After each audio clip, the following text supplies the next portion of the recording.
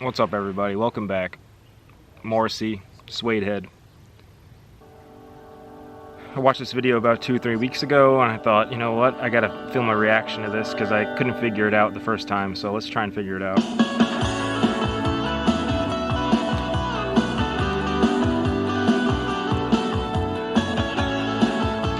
Alright, he's lounging in his tub. He's writing lyrics on the typewriter.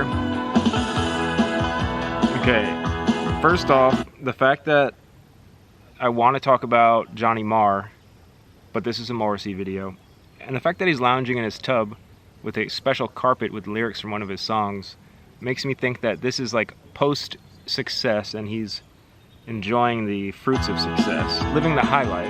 Why do you come here? And this is like a whole little story of like a schoolboy shows up to Morrissey's door with a package. Why do you hang around?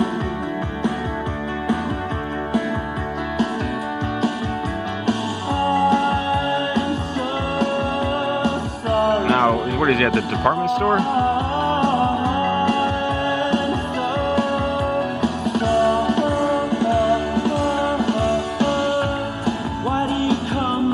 Now he's just walking around. There's like some Saudi Arabian architecture behind him. Anyway, I just was watching Fall of Troy, which is like mathcore, I guess you could call it. It's like really like riff rock. It's very guitar centric. And I watch it and I go, wow, I want to play guitar. I want to be like the guy from Fall of Troy, where he's like a composer on guitar and the songs are complex and it's like, you know, I don't know, it's like a pinnacle of achievement in terms of like guitar-based rock songwriting, in a way. But compositionally, I still have some other thoughts. But then I watch this and I go, this is just as good. I'd like to write something like this too. This is well within my physical limitations, whereas, as I just mentioned, some of the shredding in the Fall of Troy video is above my skill level at the moment. So it's a lot to think about. Oh. Now all of a sudden it's like winter time.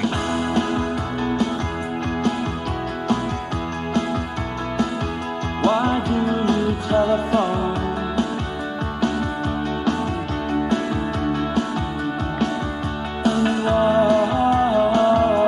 Oh, he's taking a picture of a water tower. So I actually own one Morrissey CD. The one where it's like a black and gold cover. World of Morrissey, which I bought at a UCD store in Baton Rouge, Louisiana. Drove all the way there, up and down the East Coast, got the Morrissey CD. I had a choice between World of Morrissey, and I think there's another one where it's like a white background and he's on the cover and there's like an upside down exclamation point. That cover's better, but I don't know if the songs are any better on that. The Morrissey solo stuff is like, it's alright. You get to hear his vocals, but it doesn't compare to Johnny Marr. And don't forget the bass player. I want to say his name is Andy Wallace, but isn't that the same name as the guy who did the mastering for like that Nirvana album? Alright, he wanted to buy a motorcycle at the department store.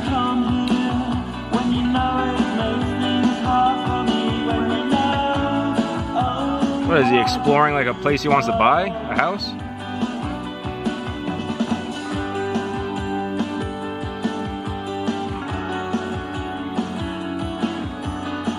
He's exploring the emptiness of fame and success.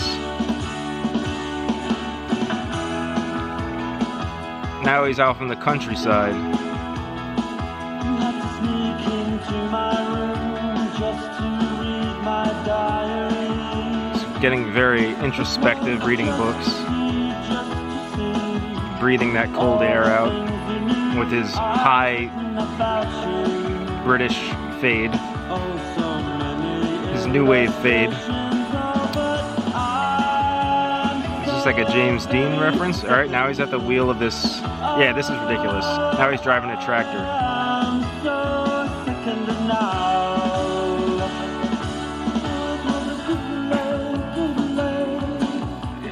This video to me seems like a commentary on, like, he gets successful, then he doesn't know what to do with himself, and then he decides to go off into the countryside and become a farmer with a tractor. It's not that uncommon. Now he's hitting bongos,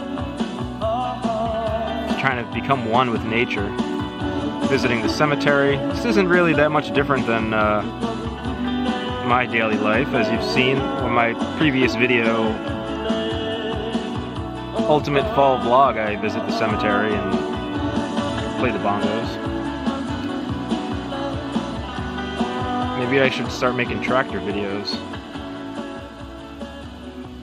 This video really made not a lot of sense to me. The schoolboy delivers the envelope to him, the package. What the hell's in the package? You know what I'm saying? Was it a deed to the property in the countryside, and then he went out there and started to enjoy himself more, or something like that? Like, what's going on with this whole video? Final thoughts on Morrissey.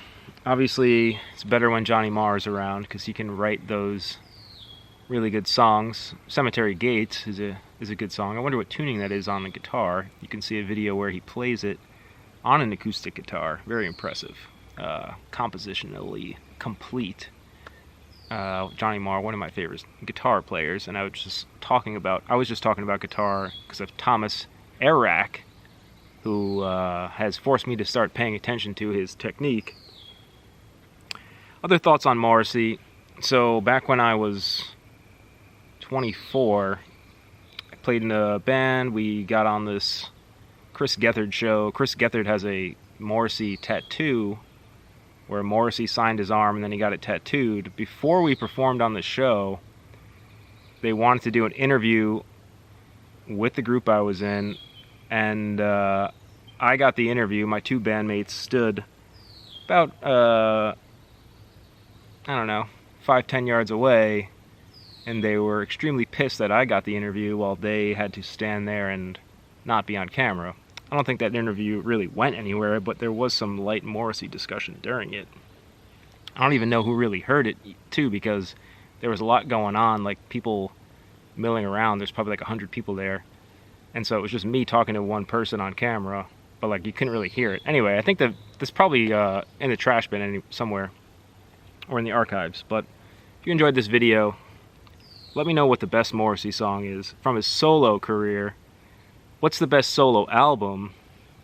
Are you a fan of the Morrissey solo stuff? What do you think that music video means? I tried to break it down as best I could, but I kind of struggled at certain points to understand what was going on. And how big of an impact will, what will Morrissey's legacy be? I mean, we've seen a bit of Prince's legacy, but I don't really run into anyone who's really raving about Prince's music that often, so I guess we'll find out. I think there should be a Johnny Marr and Morrissey reunion, and I think there was a story actually that they met at a pub where they were hanging out, and then they were like, oh, this is fun, like old times, having a good time, and they were like, oh, let's do the reunion, let's do it. And that tends to happen when you run into your former bandmates.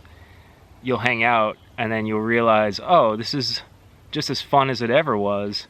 We need to all meet somewhere and play music again together. So Morrissey and Johnny Marr had that interaction, but then nothing ever came to fruition. So maybe there was some sort of like contract blockers or whatever, like, that limit them, whatever their respective agencies are interfering.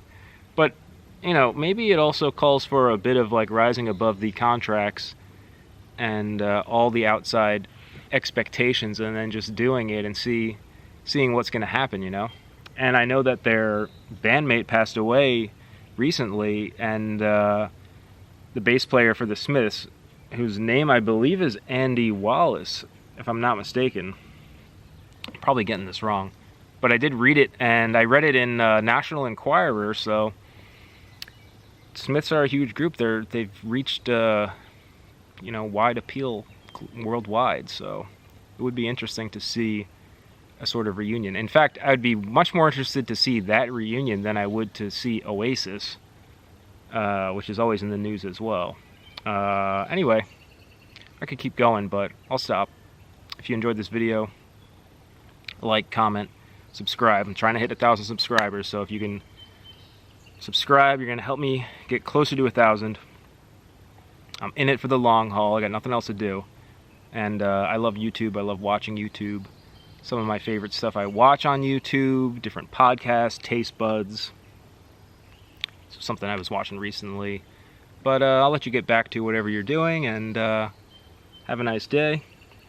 See you next time. Bye.